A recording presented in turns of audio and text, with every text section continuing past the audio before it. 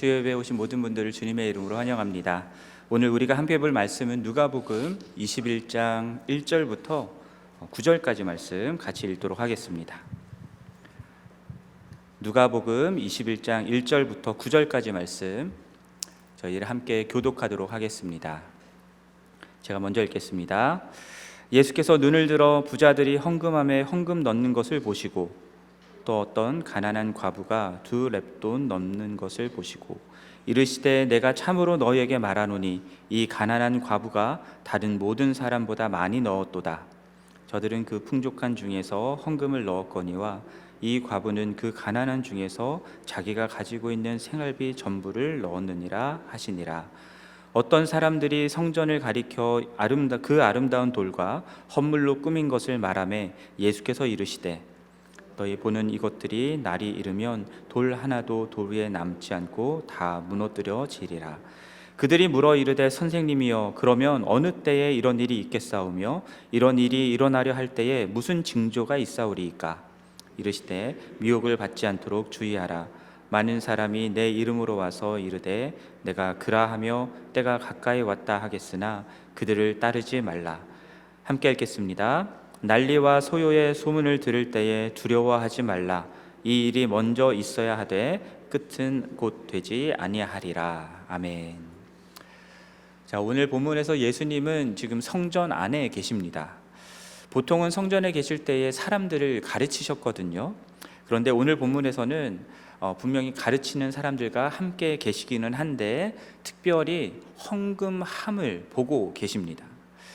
부자들이 헌금함에 헌금을 넣는 것을 보고 계셨고요. 또 어떤 가난한 과부가 2렙돈을 헌금함에 넣는 것을 보고 계셨습니다. 그리고 그것을 소재로 또 가르침을 주고 계세요.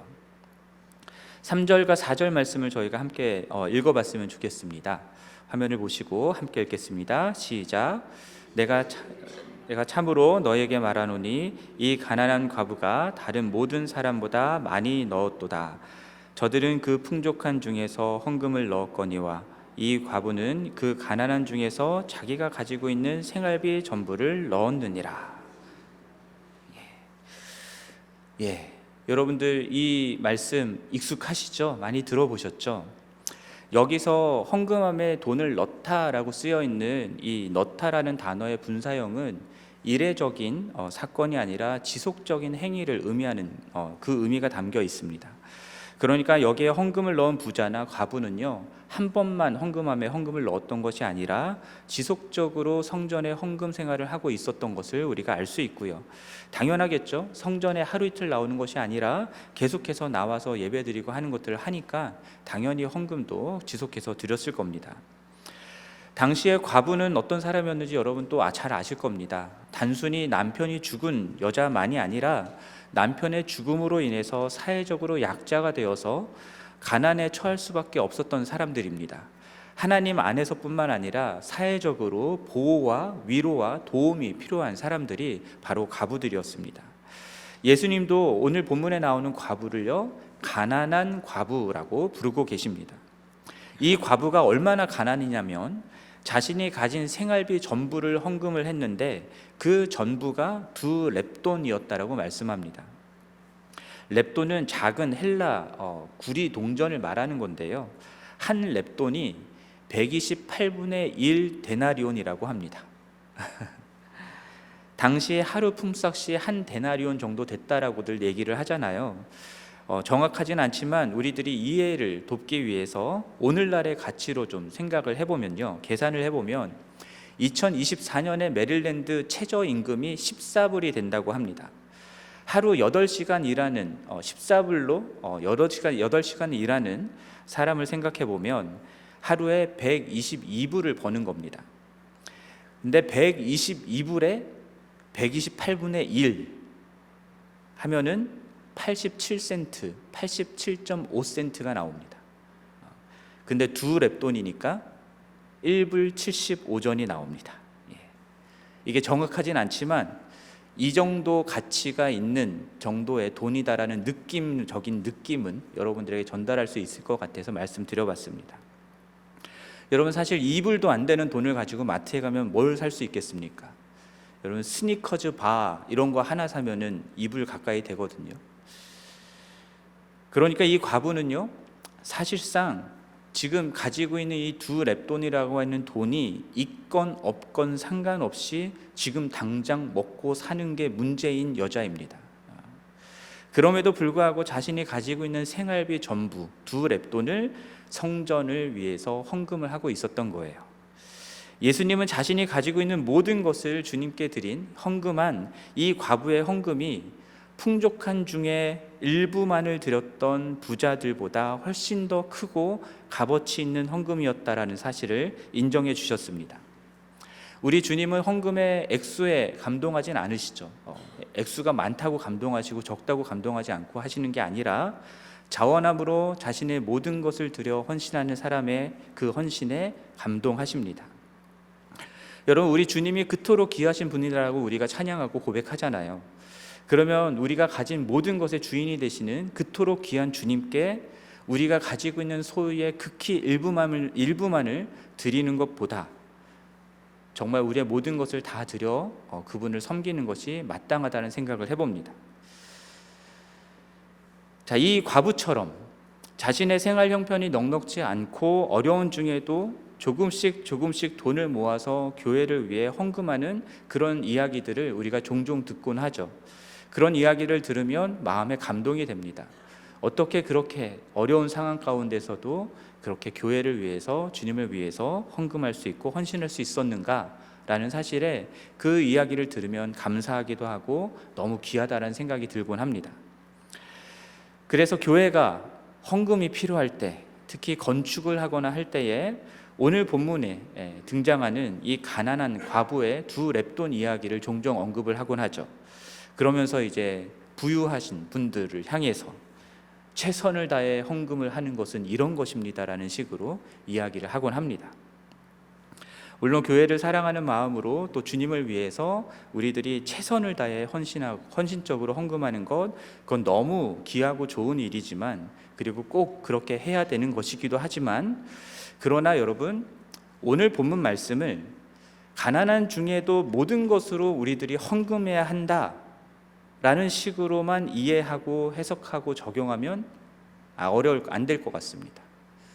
왜냐하면 그 과부의 헌신적인 헌금은 너무나 감동적인 이야기지만, 과연 예수님이 그 과부가 그렇게 헌금하는 것을 기뻐하셨을까 생각해 보면 의문입니다.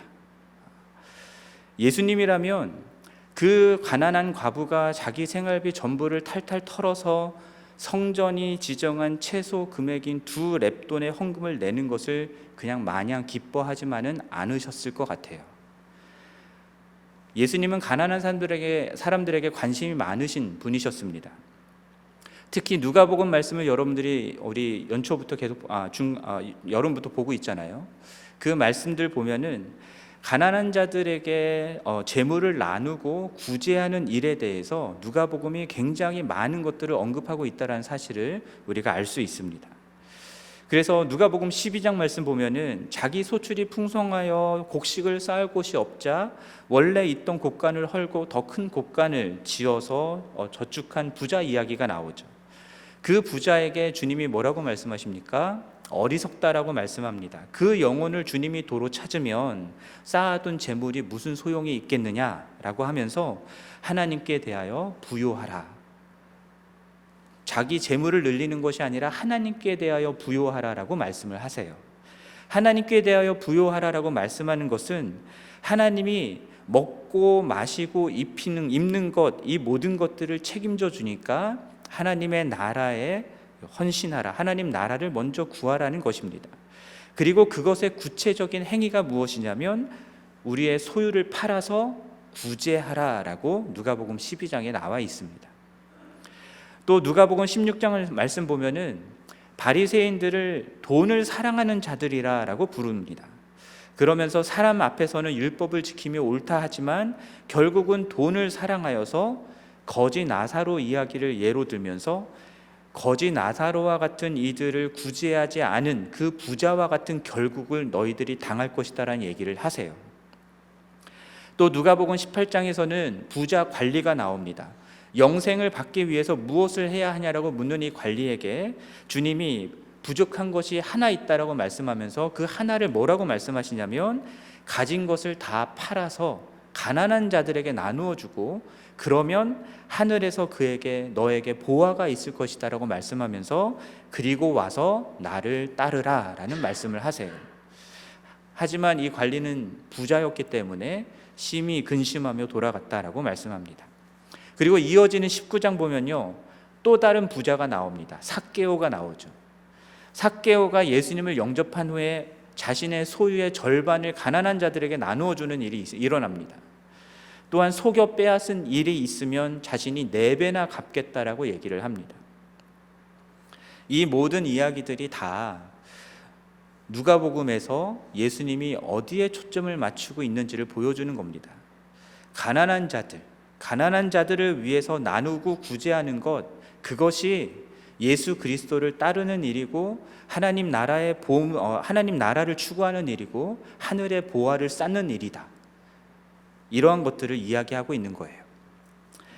자, 그렇게 말씀하신 예수님이 오늘 본문에 나오는 가난한 과부가 자신의 생활비 전부를 성전 헌금으로 다 드리는 것에 대해서 잘했다 칭찬만 하시는 것이 아닐 수 있다라는 것을 우리가 생각해야 됩니다. 과부의 헌신은 너무나 귀한 것이지만 오히려 그렇게 헌금을 드리는, 그렇게 헌금을 드릴 수밖에 없는 것에 대해서 주님은 안타까워하시고 아파하셨을 것 같습니다. 그리고 오히려 이렇게 가난한 과부의 생활비 전부까지 싹싹 다 걷어서 헌금케 하고 그 돈으로 성전을 화려하게 짓고 자신들의 권력과 기득권을 누리려고 하는 종교 지도자들에 대해서는 분노하셨을 거라 생각합니다. 제가 이렇게 생각하는 이유가 있습니다. 지난주 수요일날 우리가 보았던 20장 마지막 부분에 있는 46절과 47절 말씀을 저희가 보겠습니다.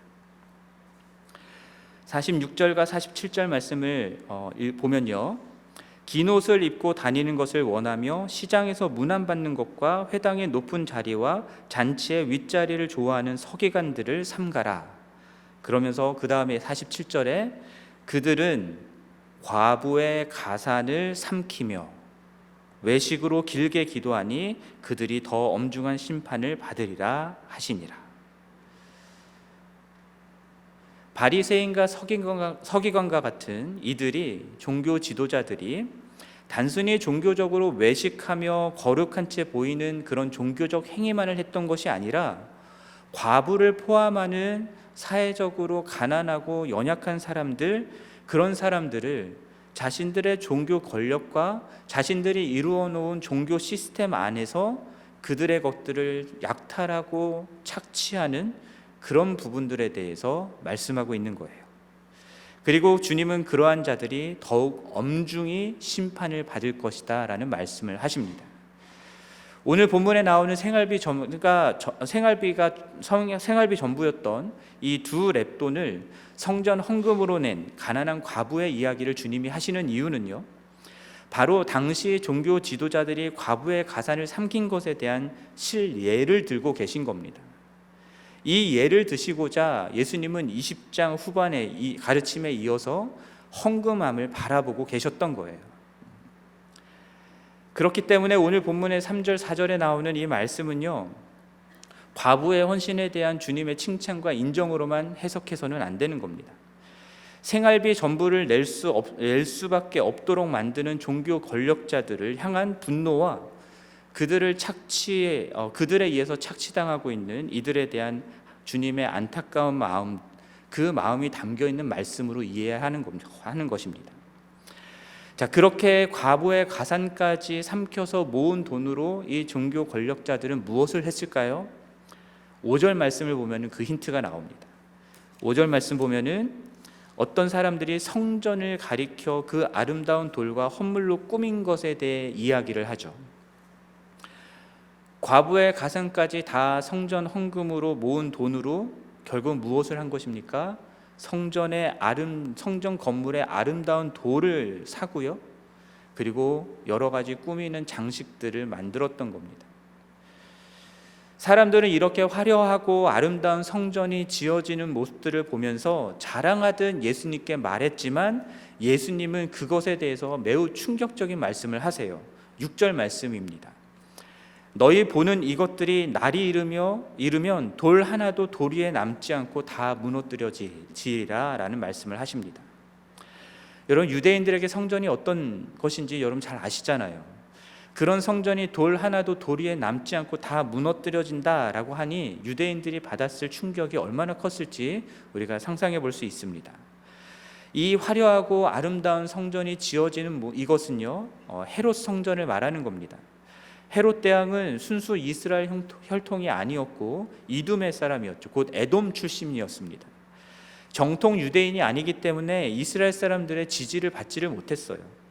성전을 중시하는 유대인들의 환심을 사기 위해서 헤롯은 성전을 더욱 크고 화려하게 확장 보수하고자 했습니다. 그래서 기원전 20년에 이 공사를 시작을 합니다. 그리고 9년 정도 흘러서 외형을 갖추고요. 세부 공사까지 모두 다 마친 것은 AD 63년입니다. 그러니까 헤롯 대왕이 성전을 확장 보수한 공사한 총 기간은 83년 정도가 되는 겁니다. 83년이라는 시간 동안 크고 화려한 성전을 짓기 위해서 얼마나 많은 재정이 필요했겠습니까? 그 재정이 다 어디서 왔겠습니까? 백성들에게서 온 것이죠. 열왕기하 12장 4절 말씀 보면은 성전에 드려지는 헌금 중 일부는 성전을 수리하고 보수하도록 되어 있는 것이었습니다. 그러니까 성전에 드려지는 헌금도 헤롯 대왕이 보수 확장하고자 하는 성전을 위해 쓰였을 것이다라고 우리가 생각해 볼 수 있습니다. 헤롯 성전이가 지어지는 이 당시에 헌금함이 어디에 있었냐면 유대인들의 여성과 어린이들이 나와서 성전에 나와서 예배를 드릴 수 있었던 여인의 뜰이라고 하는 곳에 있었습니다. 그리고 특별 헌금을 위한 이 순양의 뿔나팔 모양을 하고 있는 헌금함이 만들어져 있었는데요. 총 13개가 있었다고 해요. 그리고 훔쳐가지 못하도록 헌금함이 이제 뿔나팔에 가는 그 부분이 헌금함의 위쪽 입구였다라고 합니다. 그러니까 거기다가 동전을 넣는 거예요. 헌금을 하는 겁니다.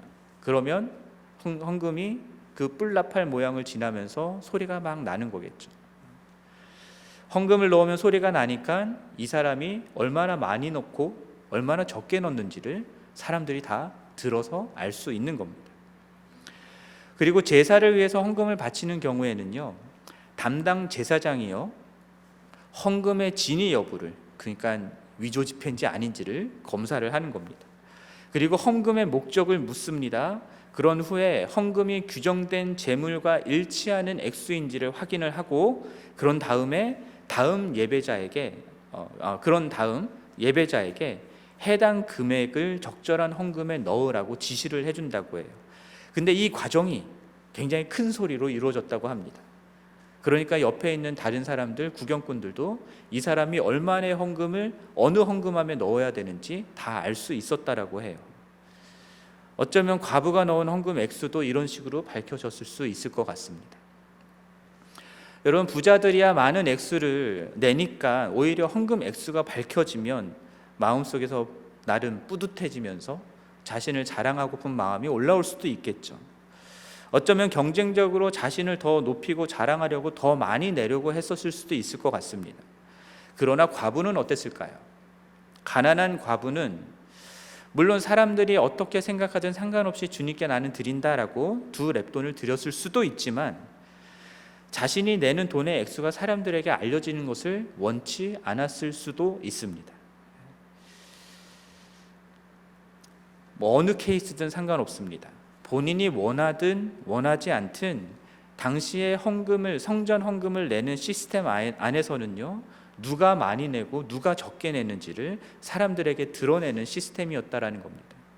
그렇게 해서 어떻게든 사람들이 돈을 내지 않을 수 없게 만드는 그런 구조를 종교 권력자들이 만들어 놨다라는 겁니다. 앞서 말씀드렸던 것처럼 사실 성전에 내는 헌금의 최소 금액이 정해져 있었습니다. 그 최소 금액이 2렙돈입니다. 어쩌면 이 과부는 성전에 내는 이 최소 금액의 헌금 금액을 맞추기 위해서 며칠을 모아서 이 돈을 마련했을 수도 있습니다. 그러한 가난한 과부에게까지도 2렙돈이라도 받아서 성전을 아름답게 짓고자 했던 것이 지금 이 시대의 헌금 시스템이었다라는 겁니다. 교회 역사 속에서도 이러한 일들은 일어났었습니다. 중세 교회의 고위 성직 자리 또는 수도 원장의 자리는 돈을 버는 자리였다라고 해요. 강제로 징수되는 11조가 굉장히 많았기 때문입니다. 또한 교회의 각종 행사에 징수되는 수많은 돈들이 있었기 때문입니다. 그리고 그것을 교회에만 쓰는 것이 아니라 자신들의 배를 불리는 데도 썼겠죠. 게다가 거대한 성전, 성당인 베드로 성당, 성 베드로 성당의 건축을 위해서 막대한 재정이 필요했을 때에 교황 레오 10세는 면죄부를 발행하기 시작합니다. 연옥에 가 있는 영혼들을 위해서 면죄부를 사면 그 영혼의 죄가 사해지고 천국으로 직행할 수 있다라는 말로 사람들, 자손들, 특별히 자녀들의 효심을 자극하는 거죠. 그렇게 해서 벌어들인 돈들이 어마어마했습니다. 이렇게 교회가 하나님과 성전을 위한다라는 명목하에 성도들의 헌금을 모으는 그런 종교적인 시스템을 만들어 놓고 종교 권력자들이 그로 인해서 부귀영화를 누리는 일들이 일어났던 것이죠. 이것 때문에 이제 마틴 루터가 면죄부 판매에 대해서 강력하게 비판하면서 95개조 반박문을 붙이고 종교개혁의 도화선이 일어났던 것입니다. 오늘날에도 이런 일들이 일어나겠죠.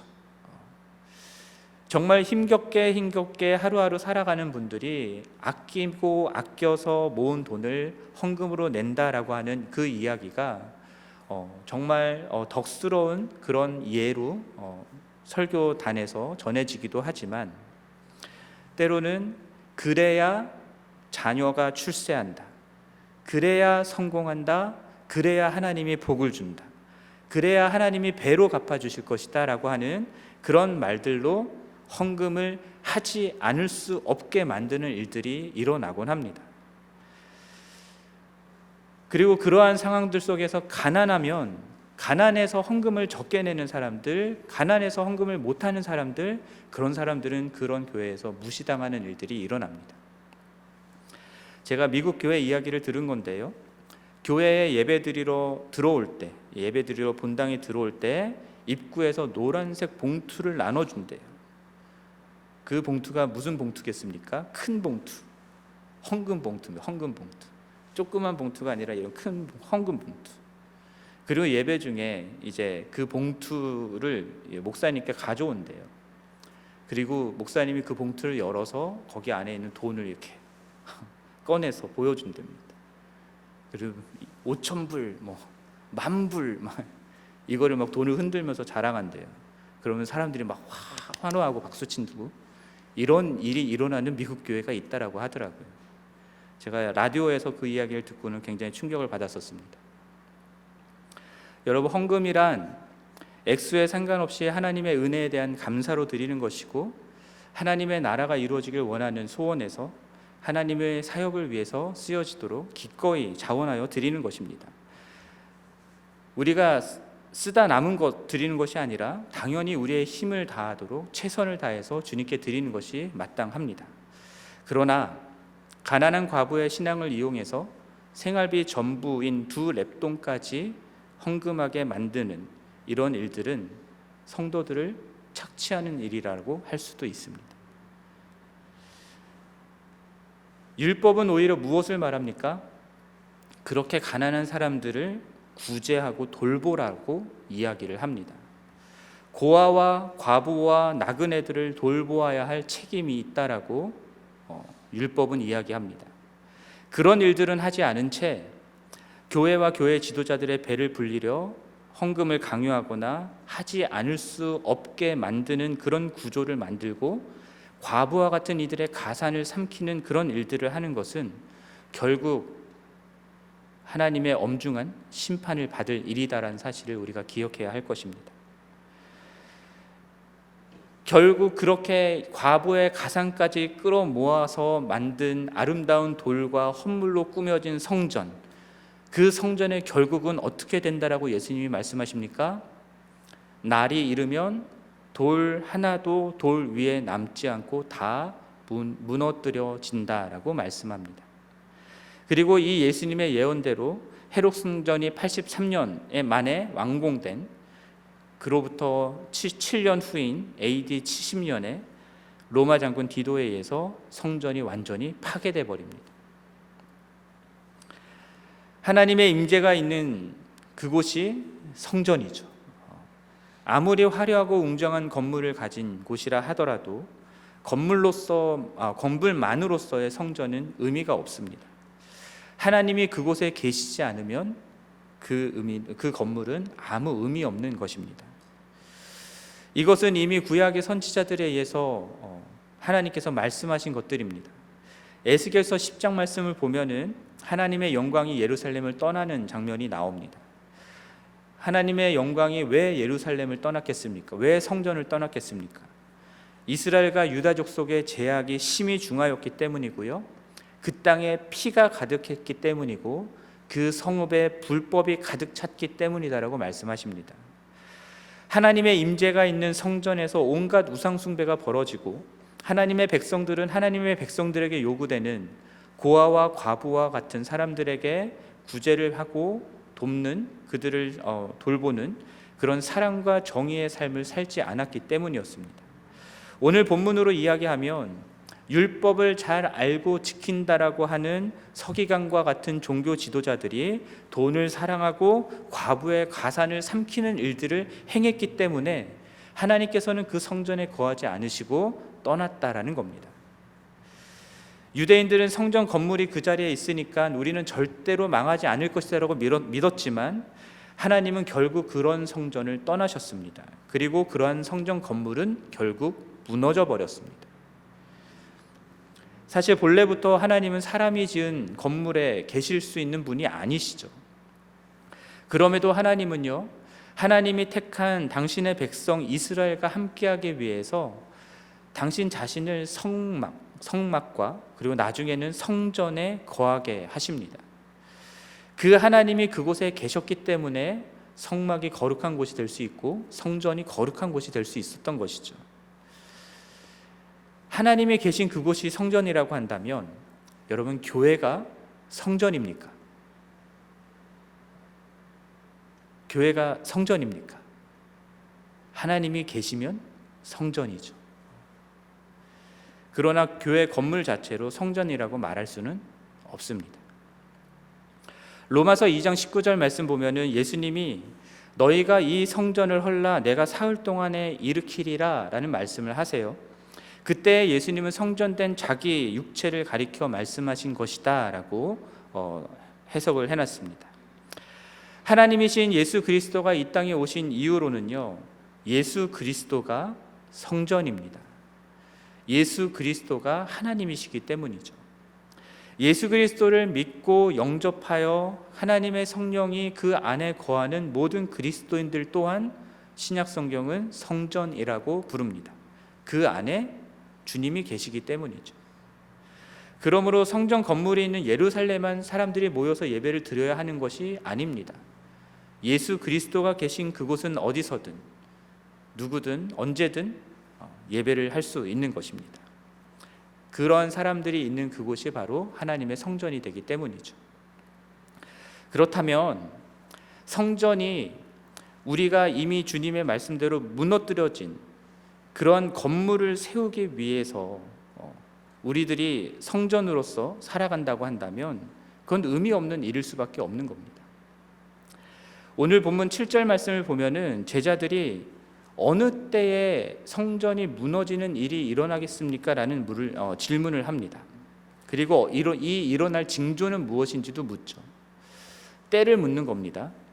물론 예수님이 친절하게 8절 이후부터 33절까지 그 때의 징조들에 대해서 설명을 해주십니다. 그러나 정작 중요한 것은 어느 때에 그러한 일들이 일어나느냐가 아니라 그러한 때를 성전인 우리가 어떻게 살아야 하는가라는 점입니다. 그래서 때가 아니라 주님, 그러면 우리는 어떻게 살아야 합니까? 라는 질문을 던졌어야 하는 것이 아닐까라는 생각을 저는 해봤습니다. 여러분, 주님의 때가 임할 때, 날이 임하면 환란이 임하고 주님이 오실 날이 점점 가까이 올 때에 성전인 우리들은 어떻게 살아야 하겠습니까? 중간을 다 건너뛰고 34절과 36절 말씀, 34절부터 36절까지 말씀을 우리가 보면요, 거기에 두 가지를 말씀합니다. 스스로 조심하라고 말씀하고요, 항상 기도하며 깨어 있으라라는 말씀을 하십니다. 여러분, 무엇에 조심해야 할까요? 방탕함과 술 취함과 생활의 염려로 마음이 둔하여지지 않도록 조심하라라고 말씀합니다. 방탕함과 술 취함, 이것은 무엇을 뜻하는 것이겠습니까? 나의 향락을 위해서 즐기고 먹고 마시는 그런 삶을 얘기하는 것이죠. 생활의 염려로 마음이 둔하여진다라는 하는 것은 무엇이겠습니까? 내가 먹고 마시고 입는 그것들을 걱정하느라 우리들의 마음의 초점이 이 세상의 것들, 살아가는 것들에 맞춰지는 것들, 그것들을 조심해야 한다라는 것을 말하는 겁니다. 그럼 무엇을 기도하고 깨어 있어야 된다라고 말씀하는 것이겠습니까? 환란이 임하는 이 시대 가운데에서도 우리들이 그러한 것들에 빠지지 아니하고 늘 하나님의 나라를 바라보면서 하나님의 나라와 그의 의를 먼저 구하는 삶을 살도록 기도하며 깨어 있어야 된다라는 겁니다. 그래야 성전인 그리스도인으로서의 삶을 살 수 있다라는 것이죠. 만약 우리가 깨어 있지 못한다라고 한다면 종교적인 시스템 안에서 가난한 과부의 가산을 삼키는 그런 일들이 일어남에도 불구하고 그것들을 깨닫지 못하고 그저 나 먹고 사는 거에 바빠서 살아갈 수 있게 되는 겁니다.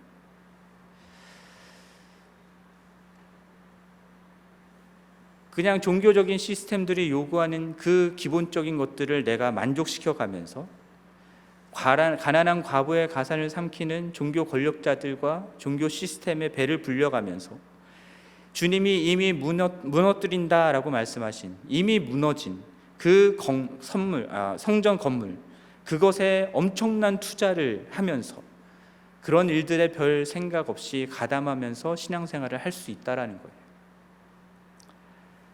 아니면 그러한 종교 시스템에 착취를 당하는데도 착취당하는 줄도 모르고 그들이 요구하는 종교적 열심에 빠져서 신앙생활을 할 수 있다라는 겁니다. 여러분, 주님이 오시는 그날이 덫과 같이 임할 것이다라고 누가복음 21장 우리가 읽지는 않은 말씀에서 나오는데, 여러분, 제가 말씀드린 것처럼 그런 식으로 살다가는 큰일 나는 겁니다. 왜입니까? 20장 후반절에서 봤던 것처럼 더욱 엄중한 심판이 기다리고 있기 때문입니다. 그러므로 여러분, 정신 바짝 차리고 깨어서 기도하는 신앙생활 하셔야 됩니다. 깨어 기도함으로 우리가 하는 신앙생활이 바리새인과 서기관과 같이 돈을 사랑하고 대접받기를 즐겨하고 과부의 가산을 삼키고 외식으로 길게 기도하는 것을 즐기고 있지는 않은지를 돌아봐야 되는 것이죠. 예수 그리스도가 거하는 성전인 성도들을 세우는 일보다 겉으로 보여지는 건물, 화려한 것들, 그것들에 집중하면서 그것들을 이루려고 하는 모습들은 있지 않은지를 돌아봐야 되는 것입니다. 고아와 과부와 나그네, 주님께서 돌아보라고 말씀하시고 구제하라고 말씀하신 그들을 돌아보는 일들은 하지 않으면서 종교적인 시스템이 우리들에게 요구하는 종교적인 행위를 하는 것만으로 우리의 신앙생활에 만족하고 있지는 않은지를 우리가 돌아봐야 하는 것입니다. 방탕함과 술 취함에 빠지고 나와 내 가족이 먹고 마시는 그 입는 문제에 얽매여서 우리들의 삶의 우선순위가 하나님의 나라가 아닌 다른 것에 두고 있지는 않은지를 돌아봐야 하는 것입니다. 주님이 다시 오시는 날이 가까이 오면 가까이 올수록 미혹하는 사람들이 나타난다라고 말씀하잖아요. 미혹하는 사람들의 말이 아니라, 탐욕적인 종교 권력자들과 종교 시스템이 요구하는 것들이 아니라 우리들은 예수 그리스도의 가르침을 들어야 합니다.